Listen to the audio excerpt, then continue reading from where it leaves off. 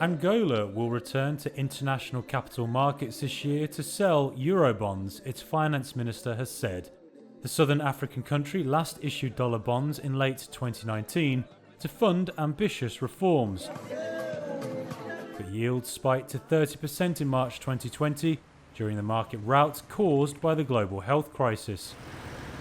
Angola suffered a series of downgrades that drove its sovereign rating into the substantial risk category. We are doing our best. But with borrowing costs having come down, Finance Minister Vera Daves de Sousa said the government is looking for ways to cover parts of its $4 billion external funding needs.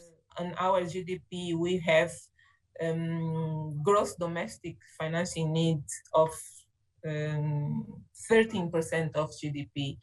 We expect that from that 7% of GDP, we will raise internally on our domestic market, and 5.6% of GDP we will raise on the external market, but in a mixture of credit lines and Eurobond markets. Ratings agency Fitch upgraded Angola from the CCC to B- on Friday. Moody's did the same in September. Speaking from Luanda on Monday, Daves de Sousa also said a slow-moving plan to partially privatise state oil firm Sonangol would be further delayed by 2 years. Sonangol has a lot of assets. Sonangol is aiming to sell off non-core businesses and, as the crown jewel of a broad privatisation push, list a 30% stake.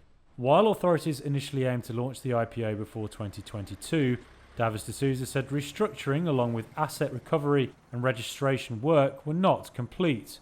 So the balance sheet of Sonangol should reflect in a very transparent way the assets that they have. And today, it doesn't.